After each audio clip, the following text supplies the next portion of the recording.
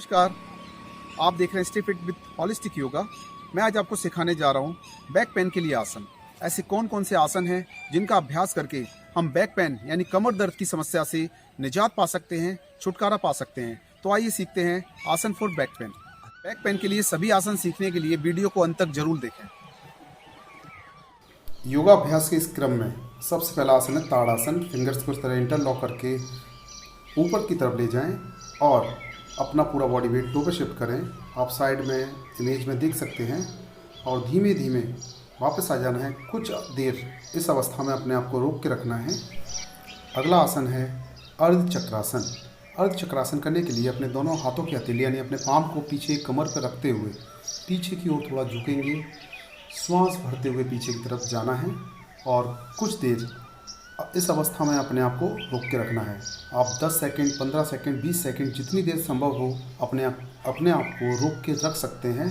और एक बात का ध्यान रहे कि अपना बैलेंस मेंटेन रखना है, गिरना नहीं है, डिसबैलेंस नहीं होना है। और कुछ देर इस अवस्था में रुकने के बाद धीमे धीमे वापस आ जाएंगे और प्रारंभिक स्थिति में आ जाएंगे।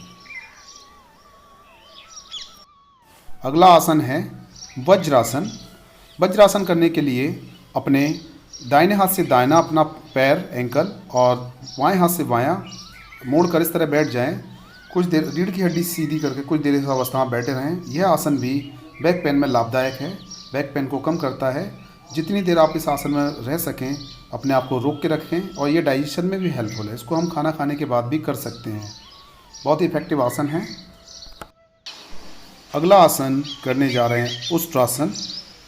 उष्ट्रासन करने के लिए सबसे पहले हम वज्रासन में भी बैठ सकते हैं और इससे हम नील डाउन पोजीशन में इस तरह आ जाएंगे। दोनों हाथों को श्वास भरते हुए ऊपर लाएंगे और दाहिने हाथ से दायां अपना एंकल और बाएं से बायां एंकल पकड़ के पीछे की तरफ देखना है।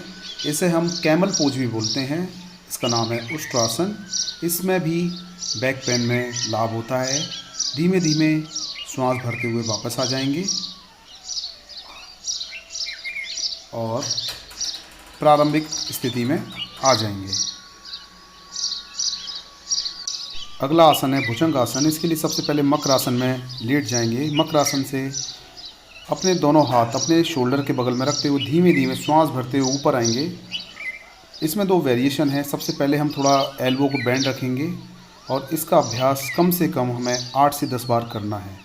जिन्हें भी बैक पेन है या ज़्यादा सीवियर बैक पेन है उन्हें सुबह सुबह या तो दाहिनी करवट के बल उठना है या वो भुजंगासन में उठ सकते हैं अपने बिस्तर से। उन्हें कभी भी सीधे नहीं उठना है। तो ये आसन बहुत ही इफेक्टिव आसन है। श्वास छोड़ते हुए नीचे जाना है, श्वास लेते ऊपर आएंगे। मकरासन में कुछ देर रिलैक्स करेंगे। अब इसका दूसरा जो वेरिएशन है उसमें हम पूरा अपने एल्बो को एक्सटेंड करेंगे, दोनों पाम को शोल्डर के बगल में रखते हुए। आप यहाँ देख सकते हैं मैंने अपना पूरा एल्बो एक्सटेंड किया हुआ है। पैर के पंजे इस तरह जैसे पीछे दिखाई दे रहे हैं, दोनों आपस में जुड़े रहेंगे। और इसका भी अभ्यास 8 से 10 बार करना है। वीडियो काफ़ी लंबी हो सकती है, इसलिए मैंने इसका अभ्यास यहाँ 4 to 5 टाइम एंड 4 से 5 बार ही किया है। आप इसका अभ्यास 8 से 10 बार कर सकते हैं। इससे बैक पेन में बहुत ही आराम मिलता है। तो इसका अभ्यास हमें रेगुलर करना चाहिए। अगला आसन हम करने जा रहे हैं मर्जरी आसन। उसके लिए इस अवस्था में, इस स्थिति में आ जाएंगे। इस तरह की पोजीशन हमें बनानी है और इसे हम कैट एंड कैमल पोज भी बोलते हैं इसे अंग्रेजी में। इसके लिए श्वास भरते हुए ऊपर देखना है और श्वास छोड़ते हुए नीचे देखना है।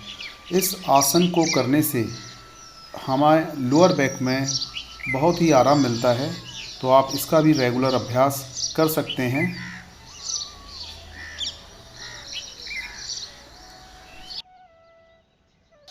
अगला आसन है मरकट आसन।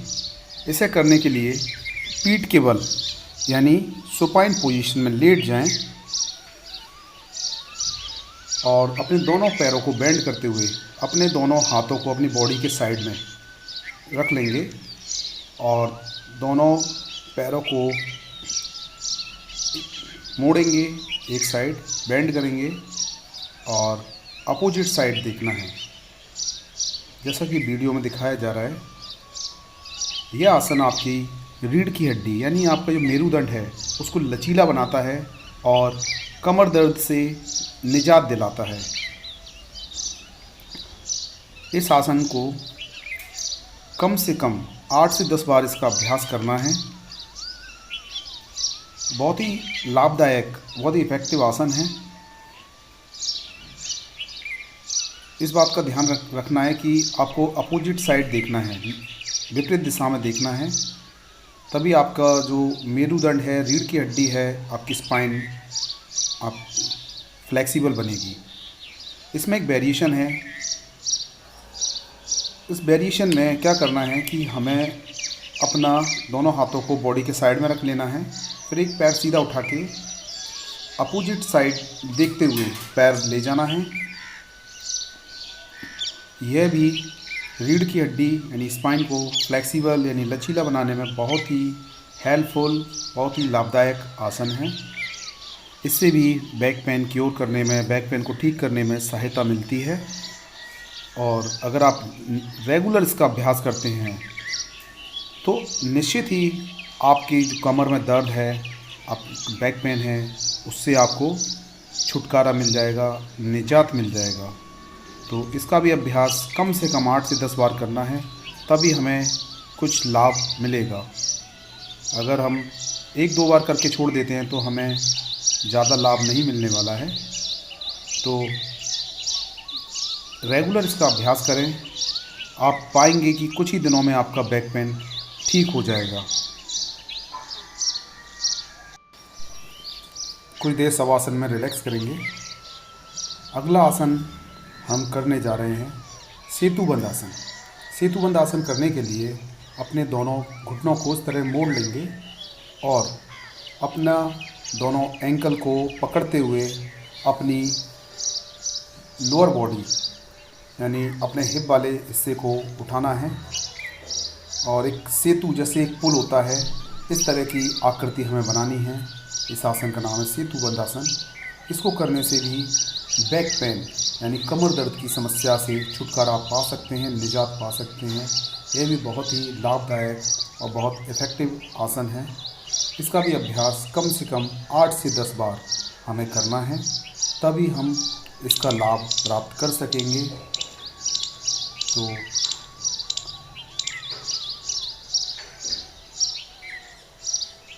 बहुत ही बेनिफिशियल आसन है।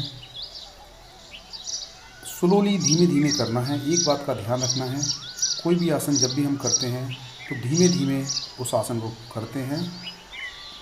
और सब आसन में आप रिलैक्स करेंगे। कुछ देर रिलैक्स करने के बाद अगला आसन करेंगे। अगला आसन करने जा रहे हैं चक्रासन। चक्रासन करने के लिए अपने दोनों पैरों को, घुटनों को मोड़ लेंगे और हाथों को शोल्डर के पास लाते हुए अपनी बॉडी को एक चक्र जैसी आकृति बनानी है, अपने आप को उठा के रखना है।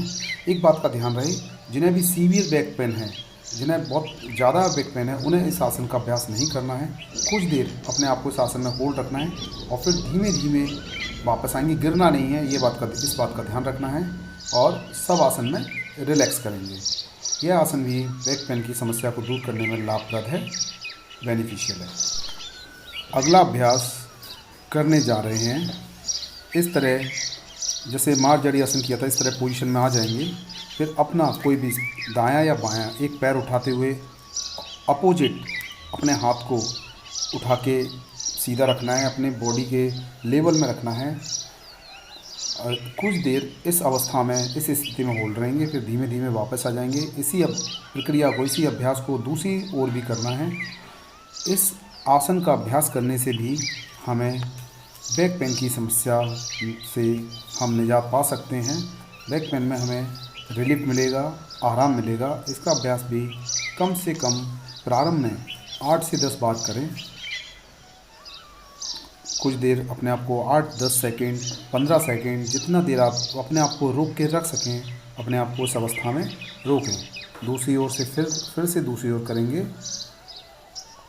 और फिर रिलैक्स करेंगे। अभ्यास करने जा रहे हैं अर्ध पवन मुक्तासन। अर्ध पवन मुक्तासन करने से भी हम बैक पेन की समस्या से निजात पा सकते हैं। इसे करने के लिए अपने घुटने को बेंड करके, अपने दोनों हाथों को इंटरलॉक करके अपने घुटने को अपनी चिन यानी ठोड़ी से टच करके रखना है। इसे जब हम एक पैर से करते हैं तो इसे हम बोलते हैं अर्ध पवन मुक्तासन। इसका भी अभ्यास प्रारंभ में कम से कम 8 से 10 बार करना चाहिए।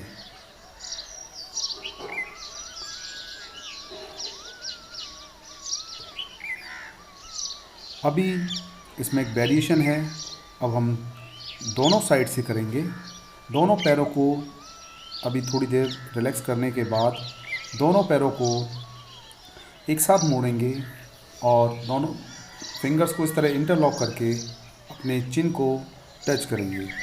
वैसे तो ये आसन गैस्ट्रिक प्रॉब्लम और डाइजेशन में हेल्पफुल है, लेकिन यह बैक पेन की समस्या को क्योर करने में भी लाभदायक है। इससे बैक पेन में बहुत ही आराम मिलता है, बहुत ही लाभ मिलता है। तो आप नियमित रेगुलर इसका अभ्यास कर सकते हैं। आप सब आसन में रिलैक्स करेंगे। अभ्यास के इस क्रम में अगला आसन है अर्ध मत्स्येंद्रासन। इसे करने के लिए अपना कोई सा भी एक दायां या बायां पैर मोड़ लेंगे और उसके ऊपर से दूसरा पैर क्रॉस करते हुए इस तरह हमें दूसरी साइड जिस तरफ हाथ जा रहा है उस ओर देखना है। और ध्यान रहे आपका जो गर्दन है वह आपके शोल्डर के लाइन में होनी चाहिए, आपकी चिन आपके शोल्डर की लाइन में होनी चाहिए। इसी तरह दूसरी ओर इसका अभ्यास करेंगे। यह आसन भी बैक पेन की समस्या से निजात पाने में काफ़ी हेल्पफुल है, क्योंकि यह हमारी जो स्पाइन है, जो रीढ़ की हड्डी है, मेरुदंड है, उसको लचीला बनाता है, फ्लेक्सिबल बनाता है। जो आप देख सकते हैं जो मेरा शोल्डर है उसी डायरेक्शन में, उसी दिशा में मेरी चिन है। तो इस तरह हमें इसका अभ्यास करना है।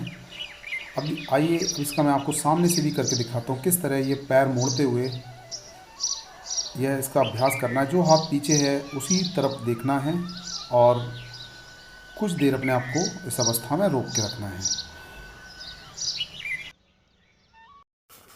इसी प्रकार की लाइफस्टाइल प्रॉब्लम व डिसीज़ से निजात पाने के लिए जुड़े रहिए हमारे channel stay fit with holistic yoga से। वीडियो को लाइक शेयर ज़रूर करें और चैनल को सब्सक्राइब करना ना भूलें। लेटेस्ट अपडेट पाने के लिए बेल आइकन ज़रूर प्रेस कर दें।